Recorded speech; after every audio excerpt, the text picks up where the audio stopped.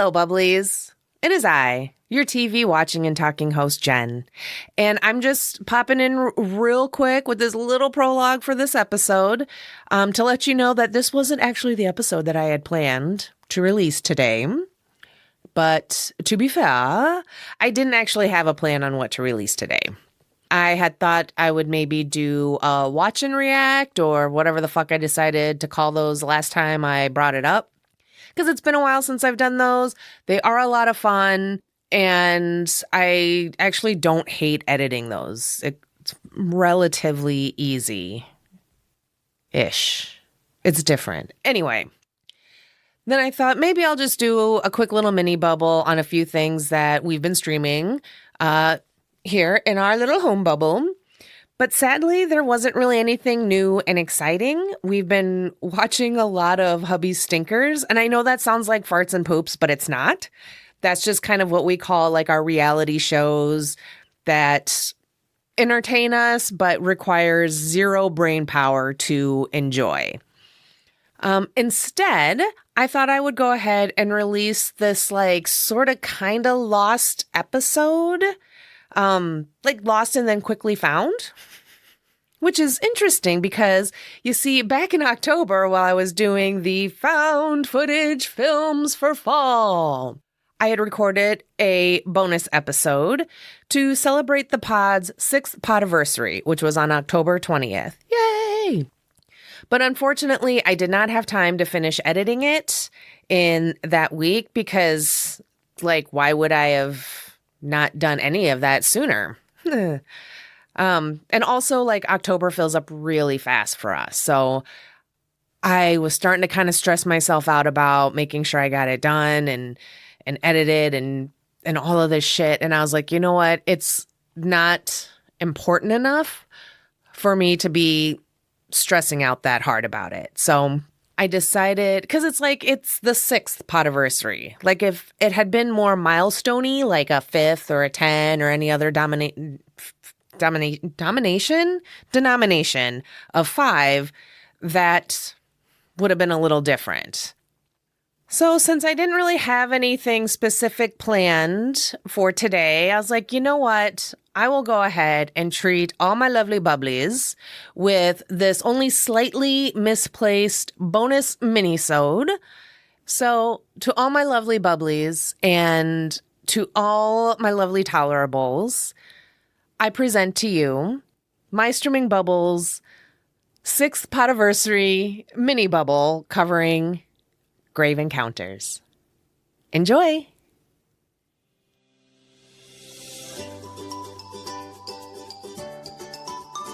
Hello, and welcome to a very special bonus mini-sode for this podcast, My Streaming Bubble. You know, the one where I talk about the streamable media that I love with people I tolerate, generally. I am your TV watching and talking host of this podcast for the last 6 years. And my name's Jen. And I am very excited to release this bonus episode for the Podiversary. And I just want to I just have to say thank you to all the listeners and everyone that I've met and all the people that support this podcast for the last 6 years. Thank you so much. I enjoy talking into the void, and I appreciate you fine folks listening. I have been having a lot of fun doing this. I do take breaks as needed because balance is important in life, and sometimes you just gotta take mini breaks. That's all right. But I have been doing this, like I said, for 6 years. I've had a lot of fun. This podcast, I feel like, has progressed and grown in ways that I never thought was going to be possible. I had no idea what I was doing with this podcast when I first started. I just want to sit and talk about shows with people that I somewhat liked. And I couldn't keep doing it at work because I kept getting in trouble, which was dumb because work is dumb. So over the years, I feel like this podcast has grown, matured, evolved, if you will, into something a little bit more organized than just a couple of people talking in circles and all over the board about anything and everything that we've been watching. Not a lot of organization, and I'll get into that here in a second, but there has been improvements. But I just have to say first, before we get into all of that, that if it wasn't for this podcast, basically, I would not have met some very cool people that are fellow podcasters and fellow indie podcasters and women podcasters and the men podcasters. And I just have to give a quick shout out. I'm not going to be able to name everyone because I didn't have everyone's names written down as I quickly scrambled and chicken scratched it all out. So obviously, there's my podcast brain twin, Erin, from It's a Fandom Thing, and my co-host for Twin It to Win It. And of course, all of her wonderful panelists that I've met through being a panelist on her show. So that's a lot of folks to name. And I'm so sorry that I'm not going to name you all, but we know I'm bad with names. So let's just leave it at that. Other fellow podcasters, let's see, Zoe from the Backlook Cinema podcast, Dustin from the Rewatch podcast, the host from The Nightmare on Fear Street, Sheree and Trenton, and of course, Carla, who is Meg's bestie, and they had their podcast, Bedwet or Behead, and now Carla has her podcast, Okay Real Quick. And like I said, so many more. And y'all are wonderful people. You're fantastic. Thank you for having me on your show. And I love having you on my show. Ryan and Nicole from Soundtrack Your Life. Again, so many people. And I am so sorry that I am not going to remember to name everybody. If this was an award show, the music would be playing and they'd be starting to scooch me off stage. So I'm going to keep going with the rest of what this podcast episode is going to be about. So for the 6th anniversary bonus episode for today, the original plan was going to do the number 6 movie worldwide the year that I turned 6. And that movie was The Untouchables. And I was actually really looking forward to rewatching it because I hadn't watched it in years. I do remember watching it a good handful of times growing up, but nothing recent. And as much as this is going to age me, I don't think I've watched it in the last 20 years. So I was really excited to watch it. However, I was having technical difficulties with trying to watch the movie last night. That is a problem because, of course, I waited until the last minute to try and watch it. So I tried to watch it the night before I was doing this recording, which is not a good idea. So I'm still not super organized. No matter how much this podcast has grown and evolved, some things will always remain the same. And that is my inability to properly plan and schedule ahead. So since I wasn't able to get The Untouchables to work, I will say that it is available on Canopy, and that's where I was trying to watch it last night. But for whatever reason, Canopy, when I tried to run it through our living room TV, which is a Samsung smart TV, but it's pretty old, so I'm not sure it's that smart anymore. No audio. It's the weirdest thing. I would hit play and I would get literally a fraction of a second of sound and then nothing. I'm going to assume that it's just because the TV is quite old and maybe just doesn't have the ability to do what it needs to do for Canopy. Maybe there's a compatibility issue there. I don't fucking know. But I was unable to watch it, and so I scrambled last night to try and figure out, oh, fuck, what am I going to talk about today? Shit, it was supposed to be The Untouchables. I was supposed to go on and on about young Andy Garcia and how he could get it, but we'll save that for another day. So in my scramble last night, I decided, you know what, I'm going to stick with the found footage films for fall theme for this month, the first theme month of this podcast ever. It only took 6 years. And I decided to cover one that ended up not making it to the final, to the final, oh my God, why are words not working for me? The final list, we'll just say the final list of films for this theme month. And before I actually decided to do this, I thought about, maybe I'll just do the number 1 movie from the year I turned 6, but that was Three Men and a Baby, and I just didn't feel like watching that last night. So I was like, no, I don't want to do that. So instead, It's going to be another found footage, another one of my favorites. And this one maybe should have actually made the final cut because of how much I fucking love it and actually how high I ranked it on IMDb compared to some of the others, which that's fine. But I'm like, I guess I really needed to talk about some of the other ones instead. But I am going to be talking today about the found footage film from 2011, Grave Encounters. So I do feel a little bad because even though this is like one of my favorite found footage films, and I think one of the better found footage films, I feel bad that it still didn't make the final list for the theme month, and now it's just runner-up to the Podiversary.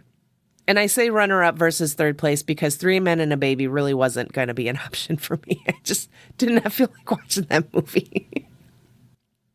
So this is going to be your official spoiler warning. So if you haven't seen this movie, pause the pod, watch the thing, and then come back. But before we get started on that, just a couple of content warnings. This movie does talk and kind of depict suicide. There's the use of a homophobic slur and the use of the R word. There's rat murder and human experimentation. We don't see the human experimentation per se, but it is very heavily implied when you see some of the photos and whatnot.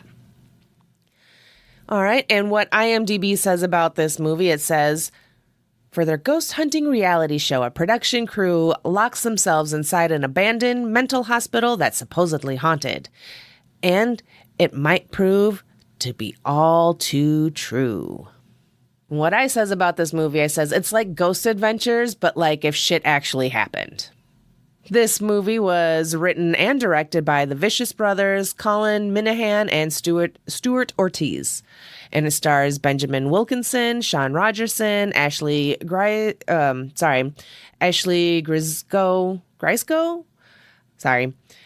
Merwin Mondesir, Juan Ridinger, and Sean McDonald, and more.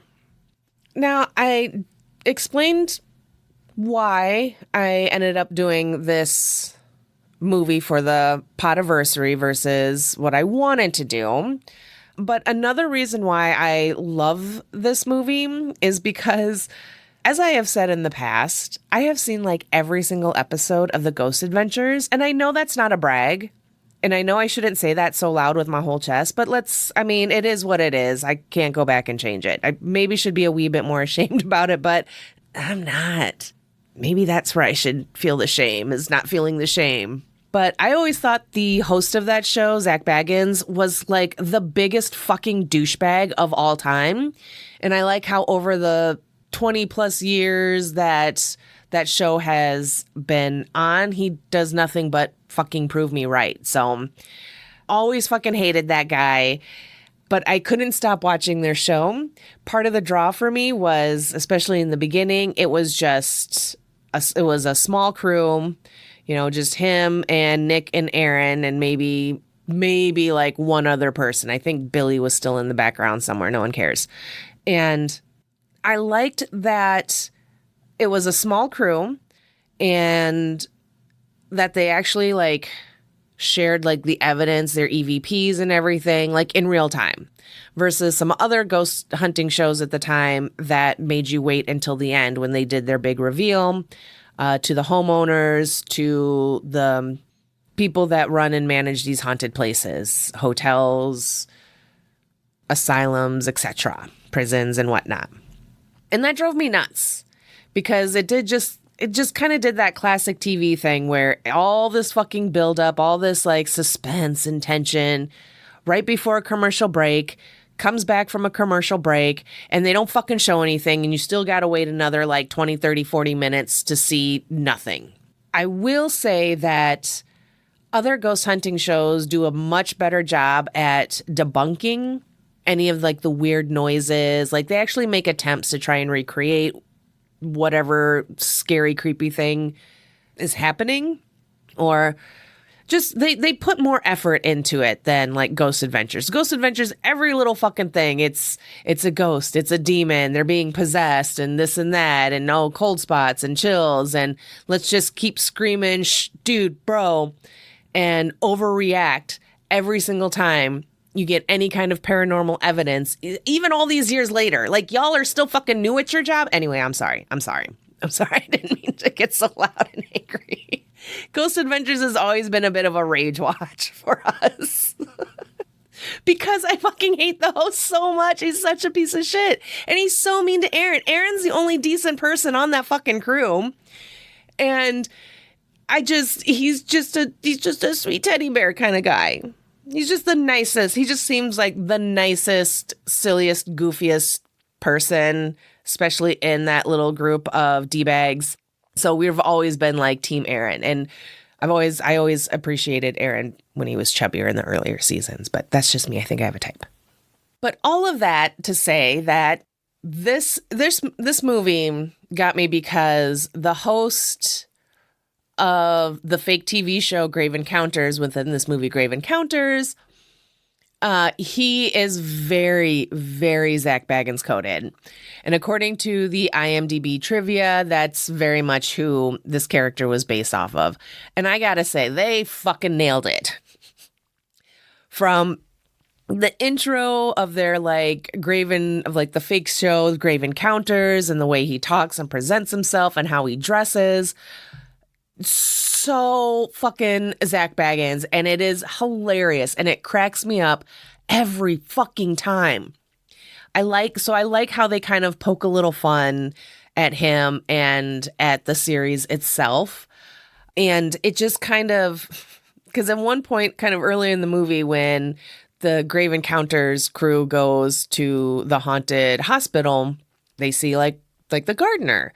And they ask the gardener if he's ever experienced any ghosty stuff. And he's just like, no, I haven't. And Lance, the guy who's the host, he's like, no, that's not going to work. And so you see him like bribing the gardener to say that he saw ghosty shit. And that's like right up Ghost Adventures fucking alley, right? Especially, I would say especially in these like later seasons. After Nick left, I know way too much about this fucking show. I'm so sorry. But after Nick left and they brought in Billy and Jay and then more and more people, they went from having that small 3-person crew to now a whole ass fucking crew. And that's one of the things that has really fucking annoyed me with these later seasons was that was kind of their thing, right? They were the small crew. And now they've got photographers and multiple camera operators.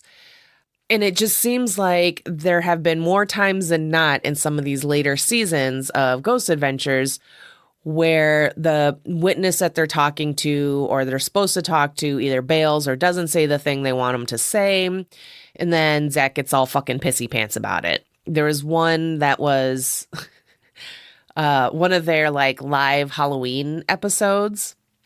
And so I was watching it one night. I had it on background while I like fucked around on my mobile games or whatever. And they had a guy come in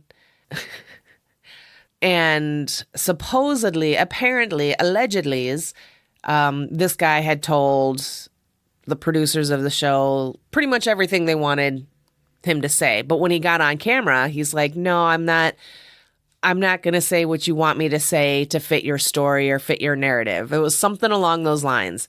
And I fucking busted out laughing so hard. And then the next thing you know, within the show, that dude's gone.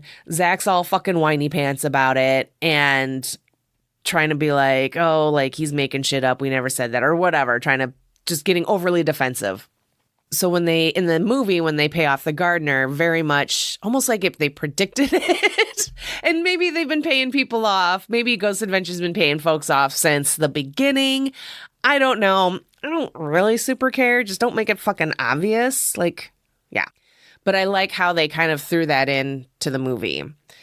Possibly implying that maybe they did pay off a lot of their witnesses and whatnot. And then the intro for like I said, the Grave Encounters is like literally the intro for Ghost Adventures, especially the early seasons. Where he's like, I'm Zach Baggins, and I never used to believe in ghosts until I encountered one and blah, blah, blah, blah. And now we're trying to find them. That's pretty much the intro for Grave Encounters. And the way Lance projects that and enunciates it is just right on the fucking money. Like I said, cracks me up every single time. Another thing about this movie that cracks me up is their psychic medium guy. Like, that dude is so full of shit. Even with, like, just within the movie, his role within their like episode that they're filming and whatnot, like, just full of shit. He cracks me up so much. I think the character's name's like Houston or whatever. But I'm getting a little bit ahead of myself. So basically the movie starts where, classic found footage. They're talking to like the producer of Grave Encounters or something. And he's talking a little bit about Lance and the crew and this new TV series that Lance is doing, paranormal investigations and whatnot. And they were filming like their 6th episode, and then things went haywire. Like they went missing and all of that. And then next thing you know, like the producer is mailed footage from like the night they went missing, the night that they were supposedly filming their 6th episode. So the producer guy pretty much kind of introduces all of that, sets all of that shit up. That's fine. And then we get right into what the footage was. Producer's like, none of this has been altered. It's only been edited for time, 76 plus hours, yada, yada, yada. So we meet the crew, or, we encounter the crew, and the crew consists of Sasha, Matt, TC, Lance, and Houston, who is their psychic medium. TC is one of their, camera operators, part of the crew. Matt is kind of their audio visual guy. He goes around and sets up all the cameras, all like the static cams and whatnot. He's the one that's supposed to be sitting down at like headquarters or whatever, where they've got all the monitors and everything set up, but he gets too scared. He can't do that. So in filming their like 6th episode, they go to this supposed haunted asylum, haunted hospital. And as they're kind of walking around and talking to people, like talking to the groundskeeper, not the gardener, but like the manager, the Kenny or whoever that fucking guy was. I thought it was kind of funny because like as they're walking around, as Kenny's kind of showing them around the hospital, Kenny's like, no, nothing. I've never experienced anything.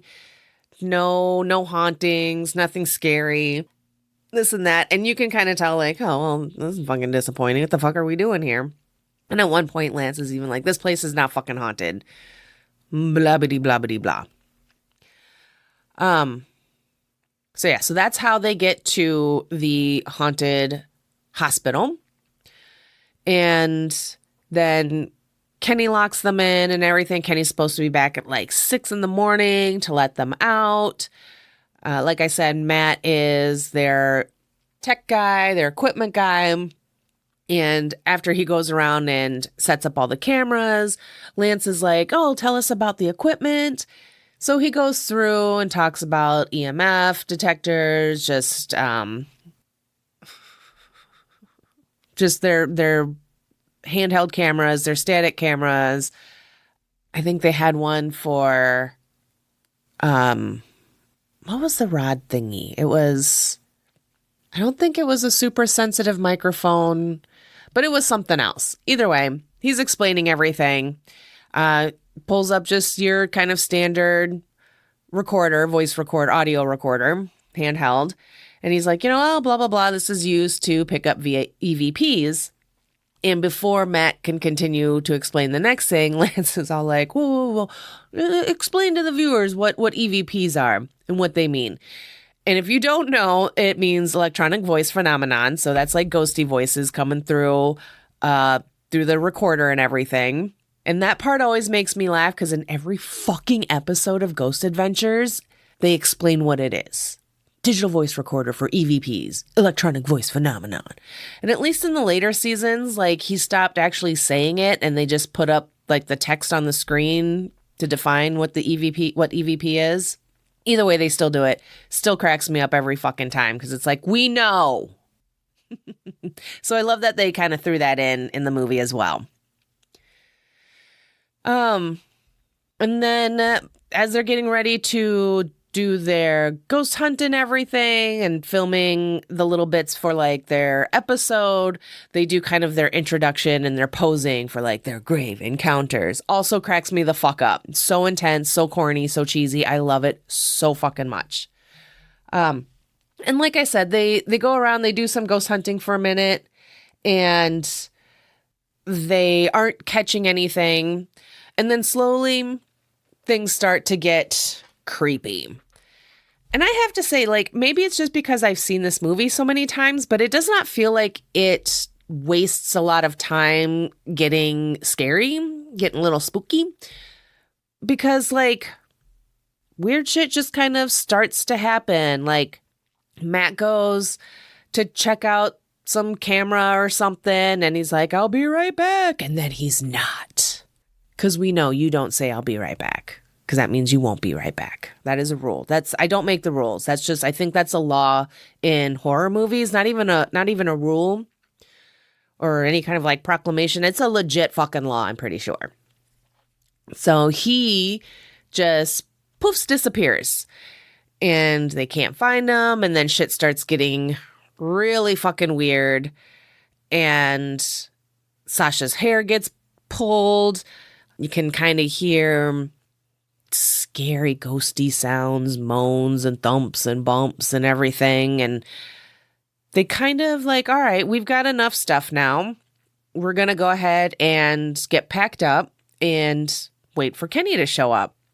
And this made me wonder because they're waiting for Kenny. Kenny's supposed to be there at like 6 a.m. With all the static cameras running, there's like a timestamp running. So you can see, you know, what time it is. And at this point, you can see it's like a little after 6. And they're just like, oh, Kenny will show up. He's running a little late, blah, blah, blah. So then I couldn't help but wonder, did Kenny ever show up? Since Kenny didn't really seem to believe the place was haunted or that he believed in ghosts, how do you think he showed up and then just thought the crew just somehow got out and left? Because supposedly the building's all super duper locked up, bars on the windows, they can't get out. There is a tunnel system that supposedly connects a bunch of the buildings in the area together. So did Kenny think that maybe they got out through the tunnels? Was he not like concerned that when he showed up, nobody was there? Or what the fuck? I don't know. But I was just like, huh. Or maybe Kenny himself doesn't exist. Maybe Kenny is a ghost. Ooh. Let's see. So like I said, it doesn't really waste time getting spooky. Oh, there was a point. So in this like haunted hospital, in like one of the rooms, like the bathroom or whatever, shower area, or maybe just the like water therapy. Anyway, there's like a bathtub, and supposedly one of the patients had committed suicide in that bathtub. And at one point in the movie, Lance is sitting in the bathtub and he's like, oh, this is really fucking weird, blah, blah, blah. I'm sorry to talk about Ghost Adventures again, but this movie is basically a better episode of that show. But in one of the early seasons of Ghost Adventures, a very similar thing happens where the Ghost Adventures are investigating a haunted hospital, hotel, whatever, hospital, I believe. There's a bathtub, or maybe it was a hotel. It doesn't matter. There was a bathtub and a young lady had committed suicide in the bathtub. That was the story in the episode of the actual TV show. And so this was back when the Ghost Adventures used provocation to get reactions, to get evidence of paranormal activities and whatnot. And so Zach in the episode is sitting in the bathtub and he mocks the woman who committed suicide, and you know, because she, I guess, like slit her wrist or whatever. And so he's very like disrespectful, very mocking of it. That was very much their thing at the time. They don't do that anymore because now they're a bunch of fucking pussies. So in the movie, when Lance gets in the bathtub, he doesn't go disrespectful or mocking in any way to be provoking or to get a reaction, but he's just like, this is fucking weird. And so that part always just kind of makes me chuckle. I don't know if that scene is in any way directly related to Ghost Adventures. There's clearly a lot of Ghost Adventures influence into this movie. So I wasn't sure how much of an influence Baggins had on the movie and just kind of that layer of douchiness that they throw in into Grave Encounters. So, all right. I had to back up a little bit because that happened before Matt goes missing. So Matt goes missing. Let's see. They decide they want to leave. They get down to kind of like their main hub everywhere. Their main hub, wherever that was, like the lobby or I don't know, something where they were able to set all their stuff up and just kind of have like their meeting point, whatever you want to call that, whatever those words are. But, they're waiting around, waiting for Kenny to show up. The little timestamp on the cameras are showing now it's like 8:00. Time keeps going by. No one's showing up. It still looks like it's nighttime outside from inside the hospital. And at one point, TC is just like, fuck this shit. We got to get out of here. All the doors are locked. So he grabs one of the hospital beds and he goes to like ram the door open. And this is supposedly like the door that can free them, lead them outside. And they bust open the door and oh my God, it's not the outside. It's another hallway of the hospital. Oh no, what's happening? It's so much fun. So they're all getting freaked out. What the fuck? Start going down the hallway looking for a way out. Then they see another door, like set of double doors, exit on the top. So they're like, yes, finally. So they kick that door open and guess what? It's not the exit. Oh, who knew? So they start freaking out because basically now they're kind of going in a circle and the hospital, it's one of those like haunted hospitals that like changes. And that's like one of my favorite things in horror movies, found footage or not, just haunted houses or even like spooky episodes where the hospital or the hotel changes to kind of like, keep you trapped in there. It's so much fun. It's so disorienting. And I think it's a fun trope in horror movies, found footage and whatnot. It's scary. It's creepy, highly improbable, likely. But on the off chance that shit can happen, how fucking terrifying would that be? That would be so fucking scary. Oh, I love it. I hate it. I love it. I hate it. So they're still running around trying to find a way out. They're getting more and more panicked and frightened. Totally understandable. Then at one point, TC is like, well, when I was setting up the camera outside, I remember seeing a outside fire escape and everything. So now they're trying to run around to find maybe roof access or just something to lead them to this fire escape. And then they finally see a sign that says roof access. You're like, could this be it? Are they free? They turn the corner and fuck no, they ain't free. It's a stairway that leads to nowhere. Just straight into a fucking wall. Yes, I love it. It's the best. Who could have seen that coming? Me, I did. And not because I've seen the movie a billion times, but because it's a very obvious, again, horror movie trope, haunted house trope. I'm sorry, who doesn't love it? I'm sure there are plenty of people that don't, but personally, like I said, it's one of my favorites. So they're all freaking out. They're starting to lose time. They're not able to sleep. All this weird, spooky, creepy shit keeps happening again, noises, thumps, maybe voices, whisperings, what have you. At one point, they all fell asleep and through one of like the static cams, their big lighting rig thingy, very technical, just randomly falls over. Nobody pushes it. Nobody pulls on it. It's just like, what? Smashes and wakes them all up and they're all terrified. Find out they've been sleeping for like the last 7 hours. So now it's back to being like 8 p.m. according to their Nokia cell phones. And no Kenny. They go to open like their cooler that had some food, some snacks, and it's all rotted, which is super fucking gross. But I love that they went that route to kind of show this distortion of time. Because now we have no fucking clue how long they've been in there. They're just going by what's on their phones, just time-wise. I don't think they ever say, like, date. I think at one point later, Lance is like, he thinks it's daytime. I think he's just trying to, like, oriented. It's just kind of, like, figure out where he's at and maintain his sanity in that sense by trying to figure out, is it daytime, is it nighttime? But we really don't know if it's day or night or truly how long they've been in there. And I love that. I think that's, again, a lot of fun. And again, just kind of classic haunted house horror movie stuff, right? It's kind of a comfort for some. I'm some. Like I said, with the cooler of rotting food, snacks, and everything, I just thought that was kind of a really neat way to show the time loss that's happening.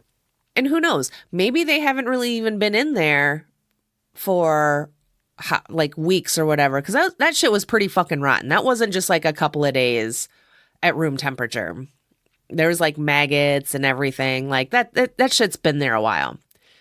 So it does kind of also make you wonder, have they really lost that much time? Has, a couple of weeks really gone by for them? They don't know. Because I think at this point, too, the timestamp on the cameras are all going wiggity, wiggity, wiggity whacks. Like they're just kind of spinning out of control, can't keep track. Cameras are glitching and whatnot. So it does kind of make you wonder, have they actually lost weeks at a time? Or is that just the ghosts fucking with them and ruining their food, just like they knock over their shit and break their stuff, just to keep fucking with them, just to amp up their scare level?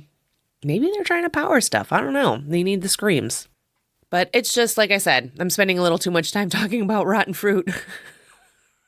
I think it just kind of adds maybe a little bit to like an untrustworthy narrator, storyteller. Because even though, found footage and everything, and it's all through like first person cameras and shit, we truly don't know what is going on. We are relying on these people that are very sleep deprived, hungry, maybe getting a wee dehydrated, and we're relying on them and they are relying on their electronics, which in the paranormal investigating world, spirits can manipulate electronics, drain the power sources. In these movies, they can fuck with the timestamp and all of that. So how long have they been in there? Could it really only be a couple of days? But these ghosts are just really fucking with them in that sense. I don't know, but I love it. At one point during one of their little naps, they fall asleep. They end up waking up, and Sasha has on her back carved, something has carved the word hello on her back, which is pretty fucked up if you think about it. Anyone carving, I wouldn't call that self-harm, but mutilation. Let me make sure I get that right, written down. But Sasha has more or less been marked by the spirits. Not just like 3 scratches that we sometimes see in other horror movies, paranormal horror movies, or ghost hunting shows, but just straight up the word hello. And it kind of makes you wonder, like, how did she not feel any of that? Again, ghosts, paranormal, whatever. It can be explained-ish, depending on how much you believe. But I also like that part. That part was, while not super gory or graphic or anything like that, or really anything they spend a lot of time on, it was still kind of quick enough and effective enough because, again, these are things, people, paranormal investigators getting scratched or marked by supposed ghosts, demons, and whatnot is something that apparently happens when people are ghost hunting. And I'm not just talking about Ghost Adventures and every little thing and every dude, bro, and what, but when you follow like other paranormal investigators, ones that aren't quite as douchey or kind of more on like a local level where, I don't know, they maybe seem a bit more trustworthy. It is something that happens, right? You can watch all these ghosty shows, My Ghost Story, this and that, and they'll talk about people getting scratched, getting marked, their hair pulled, and those have like all the actual footage and these people retelling their stories. I really like that show. There needs to be more episodes, more seasons of it. But no. But yeah. So the scratching on her body, I like how that is a leveled up version of investigators getting scratched, getting a couple of scratch marks. Girl had a whole ass word carved into her back. Blah. All right. So enough about back scratches. Let's see what else. Oh, and this movie does another thing that I really like in like found footage or just kind of horror movies in general with ghosties and whatnot, is when a crew member goes missing for a portion of the movie and then comes back, but is changed and isn't the same person. It's just maybe a shell of the person that they were. And so that happens in Hell House with Paul, I think. And then it happens here with Matt. It's the tech guys, huh? It's a camera operator. Like, Now I know what role not to have in a paranormal investigative group. Don't be the tech person. You're going to get got and then come back and not be okay. But that happens to Matt. He comes back. He's all disheveled. He's in a hospital gown. Like, before they even see him, like, there's scary shit happening, creepy shit going on. And you see in the background someone running by, kind of like in white or whatever. And they're like, oh, that was Matt. That was Matt. And they go down, run down the hall, follow this ghosty figure or whatever into a room. There's a person standing in the corner in a hospital gown. You can tell it's not Matt. It's most likely a female. And they're like, hello, are you okay? And then she turns around and she screams and her face all distorts and it just gets all fucking creepy looking. And I do have to say, before I go on about Matt, that I like how this movie shows us the ghosts. Beyond little glimpses here and there. We get some straight up face-to-face shots of these very scary ghosts. I like them because they weren't too like over the top. It did just kind of seem like your average, like if you were to capture like some sort of like apparition, but then just like leveled up several notches. That I don't think those are the right words I wanted to use, but that's okay.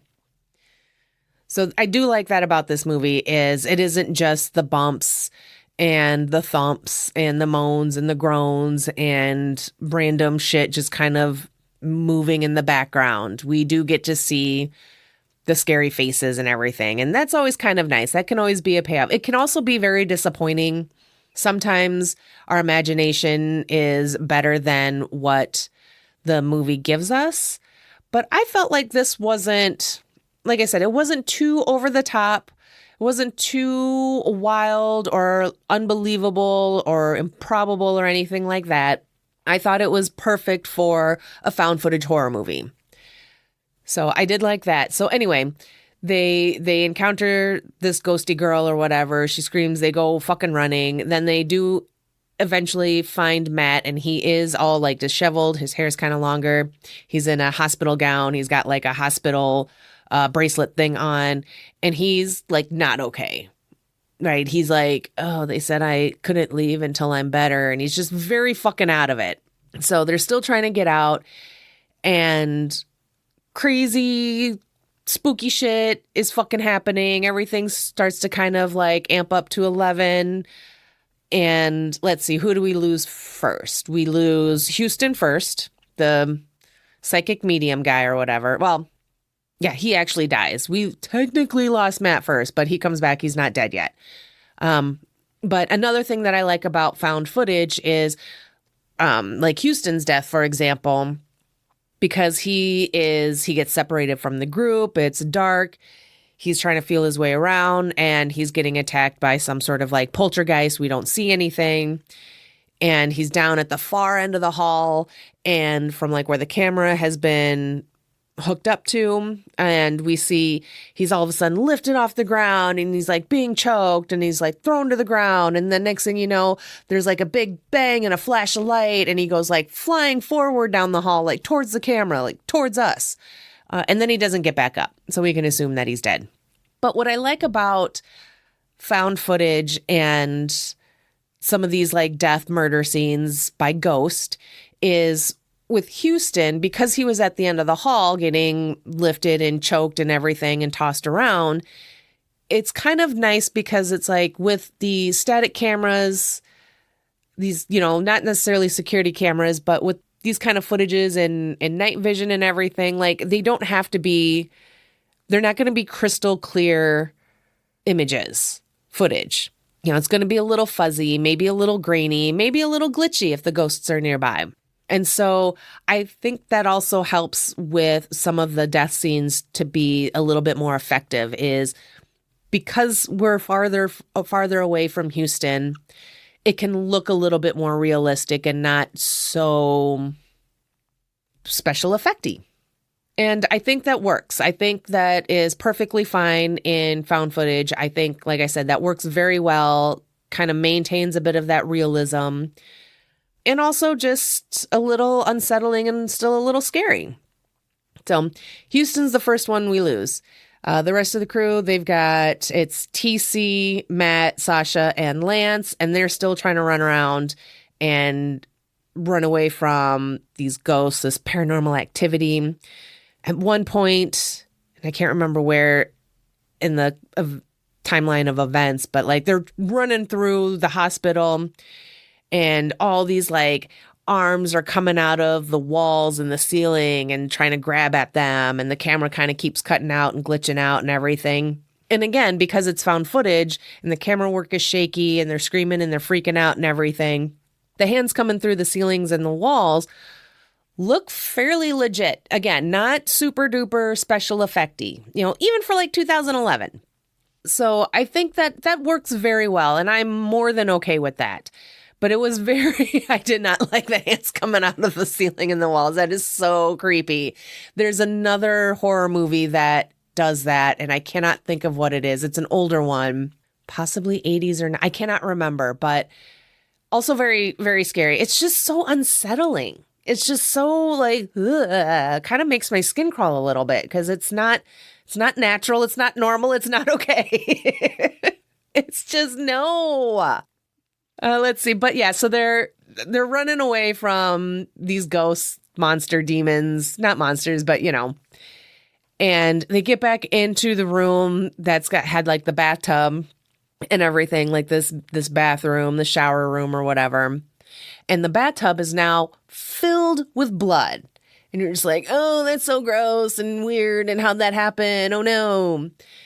And the camera points in that direction, and we see Matt standing right next to this blood-filled bathtub, just kind of staring into it, being all like creepy and weird. And they're all like, no, gotta get him away from that. So TC goes to try and like get Matt away from the bathtub. But before he gets that chance, something jumps up out of the blood-filled bathtub, grabs TC, pulls him under. There's a tussle. Bathtub tips over. The blood comes out, and no TC. So TC's got. And now they're down to just Matt, Lance, and Sasha. So they are continuing to run from these ghosty, scary things. They chased them down a hall. They reach like the area that's got the elevator. And Lance and Sasha are trying to hold the door to keep the ghosts from getting through, because apparently ghosts can't go through doors, and that's fine. I don't care. They just had arms reaching out through ceilings and walls, but they can't go through a door. Whatever. I'm pretty sure they were just fucking with Lance and Sasha at this point. But because they're down the end of the hall trying to hold the door, they do the classic found footage thing where they set the camera on the ground, and it just so happens to be pointing in Matt's direction, who is standing in front of the open elevator shaft. And he has a camera himself. And so he starts recording himself, and he's very much not there. I can't remember what he says, but then he doesn't jump, but he allows himself to fall down the elevator shaft and then splat. And then, of course, the camera lands where we can see his face and his head bleeding out. Again, classic. So Sasha and Lance notice this and they're like, oh my God, he jumped. They're all freaking out, distraught. Totally makes sense. But at this point, they've been going in circles. They've been stuck on, they don't know what floor they're on, how many times they've gone around and around and around, how many times they've passed various rooms that they've already been in. Like they've passed like this shower room a couple of times now. They had looked at a map, one of those like, you are here maps, and they couldn't figure out where they were. They're like, no, we're here. We came in over here. So they're super disoriented and realizing that they can't get out through any kind of normal means, doors, windows, etc. There are windows that aren't barred up on some of the higher floors, but it's just like a straight drop down. They don't have anything, rope or sheets or anything to try and make something to shimmy down, which probably wouldn't have worked anyway. The ghost probably would have like cut it or untied it and whatnot, and they all would have come crashing down to their deaths. Kind of like Matt. But since they can't get out through any normal means, conventional means of exiting a building, they go down this elevator shaft and they have made it down into the tunnels. And we kind of saw the tunnels a little bit in the beginning when they're talking to Kenny and when Matt is setting up the cameras, and it's pretty creepy down there. But Kenny had told them that these tunnels connect the buildings so you can go through the tunnels and come out like somewhere else and be safe or whatever. So that's what they're banking on. That's what Lance and Sasha are hoping for. So they get down at the bottom of the elevator shaft where Matt is laying dead. Again, they put the camera down right in front of his face. So just in case you forgot what he looked like dying or dead, we get another shot of that. So Lance is very much like, no, we got to go. This is our way out. We can do this. I can't do this alone. Convinces Sasha to go with him. So they start making their way down the tunnel. And again, the tunnels are shifting. They can't get out. They're kind of just going in a big circle. There's not the junction that he thought there was going to be where they could zig or zag and get the fuck out. So he starts to crash out. And they're very, very tired, dehydrated, almost out of water, out of food, obviously, from the gross cooler and everything. And they're just kind of sitting there on the ground, just exhausted. Sasha doesn't seem to be doing so well. Next thing you know, she's kind of like on the floor, coughing and coughing out blood a couple of times. And I really liked how that was done, how the actress did that. Again, the camera was on the floor and it just happened to be facing Sasha as she's having this like coughing fit or whatever and coughs up blood. At one point, she's like laying on the ground and coughs, and the way her body jerks, the blood she coughs out sprays the ground in the camera a little bit. So again, with doing these things for found footage, that the special effects don't have to be phenomenal because we've got some blood splatter covering the camera lens and everything. And that's effective. Like that works. It works for me anyway. So Sasha's not doing well. Lance is like, she's not going to make it. I don't know where we're at. I don't know what the fuck is going on. They fall asleep, just sitting down up against the wall. And as kind of corny as this might be, I really, really like it. But this mist, this fog starts to fill the tunnel where they're at. And it comes up from the darkness towards them, engulfs them, starts to slowly pull back, and Sasha's gone. And so Lance is freaking out and goes running down the hall looking for her, screaming for her, and is not having a good time. So now we're just left with Lance. That's all right. And he's very much like at his fucking limit. He's starving. He's got like a metal rod and he sees a rat and he bashes the rat and then he just starts eating it. And you can see he is losing his grip on reality, as one would in this kind of situation. So he's running from the ghost or whatever, gets down to another set of rooms. like in these tunnels where this human experimentation has been going on. And again, we don't really see any of that happening, but there are photos and other things that pretty much solidifies it. You're like, oh, they were doing some fucked up shit down here. That's not okay.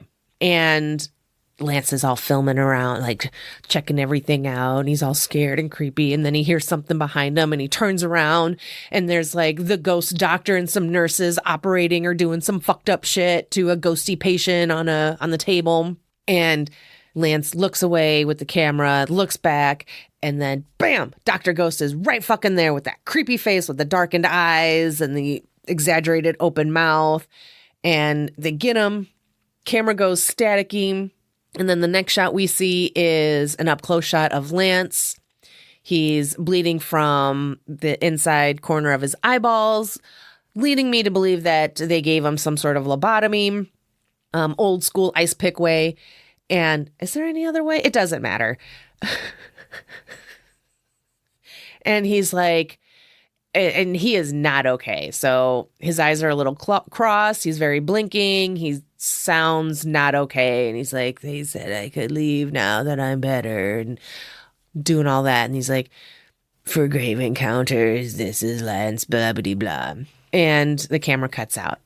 End of movie. And I fucking love that. And that kind of another thing about found footage is that because it's found footage, you can safely assume everyone died or got. And I like that. There's no winners. Everyone dying at the end of a found footage film is, for me, a happy ending. If anyone lives, it's slightly less happy. And there's a couple where that happens. And you know what? And that's fine. Is what it is. But I expect all the participating members of the documentary crew and whatnot to not make it. But yeah, that's pretty much the movie. That's pretty much all the things that I fucking love about the movie. Let's see. There was something else I wanted to mention about the end. Oh, before Lance eats the rat and all of that. So it's like after Sasha gets got and before he gets got, he's filming himself and he's completely like just at his wit's end. And I just love it because he's looking at the camera and he's like, is anyone watching? Are you watching? Fuck you. He tells the audience, fuck you, fuck off. I did this shit for you. I'm going to fucking die. Fuck you guys because you weren't supportive, blah, blah, blah. And it's like only their 6th episode, which is even better because they're still very much trying to like build a name for themselves. So they go and do extreme shit like this. And then they get got. And then he gets all mad and pouty and he's like, fuck you guys. I'm going home. But I can't because I'm stuck in a haunted house. But that always makes me laugh too. Okay. Now I think that might be it for me. I took a bunch, well, I guess not like a bunch of notes, but enough, I think. I think I've gotten enough to fill out the time for this mini bubble. So, yeah, that's pretty much it. I looked in IMDb trivia. I didn't really see anything that was really worth mentioning. There's not a whole lot on IMDb for this movie, but... And that's all right. It's again, again, found footage is not for everybody, and that's quite all right. But it is definitely for me, and this is definitely, I think, one of the better ones. Let's see. I gave this one on IMDb. I gave it like an 8 because I just thought it was that good. It has a 6.1 out of about 69,000 votes on IMDb. And, that's not too bad. I'll give it to them. I understand that. I'll allow it. So, oh yeah. And just kind of Lance's slow descent into more or less madness. He doesn't know what the fuck is going on. Getting very disheveled, again, sleep deprived and all of that. Crew members dropping like flies. So I just thought this was very well done. And just one of the better ones. And back when this first came out, I mean, I probably still would have watched it because it is found footage. But I don't, back in 2011, I don't know that I had come to terms with my love of found footage. So I don't know that this still would have been high on the watch list. But because it was so Ghost Adventures coded, I was very much like, I'm watching this. Again, it's like Ghost Adventures, but like if shit actually happens. Real scary, terrifying shit actually happens. Because nothing really ever happens on that show. But that's fine. Whatever. I'll stop talking about Ghost Adventures. Hopefully this will be it for like ever. Hopefully I've gotten it all out of my fucking system with that goddamn show. All right, but that is going to do it for me for today for the very special bonus episode for the 6th Podiversary special. Damn it, I did not plan those words out. But that's going to do it. And again, I want to thank everyone for all their support over the last 6 years. I'm very grateful, very thankful for all the listens, for the comments, and very grateful for all the awesome people that I have met through doing podcasting. Making friends as an adult is fucking hard. So it's kind of amazing that I made some new ones over the last 6 years. And I love it. Everyone, I really, really appreciate kind of finding like-minded individuals in terms of, podcasting and whatnot. So I'm sure I could have phrased that much better, but I stayed up too late last night watching this fucking movie because I had to panic and scramble and get something going. And the coffee is doing its job, but it could do a better job, honestly. But that's okay. So while I wait for my coffee to hopefully kick in a little bit more, I just want to, again, thank you all for listening so much. Thank you for the support. And I love it. I appreciate it. And you guys are awesome for doing that. And if you aren't already, make sure you are following the podcast on all the socials, Facebook, Instagram, Threads, Blue Sky, and TikTok. Episodes can also be found audio only, but they can be found on YouTube. I don't have all of them uploaded yet, but I've been slowly kind of working on that. But those are all the places you can find me. Those are all the places you can like, follow, subscribe, blah, blah, blah. You can leave encouraging comments or questions. Just don't be mean because I'm very sensitive. And I will read them and get back to you. If you have any suggestions for any future episodes, whether minisodes or with tolerables, or if you have a found footage film that you really love that you're like, Jen, have you watched this? You should watch this and then do an episode. Please let me know.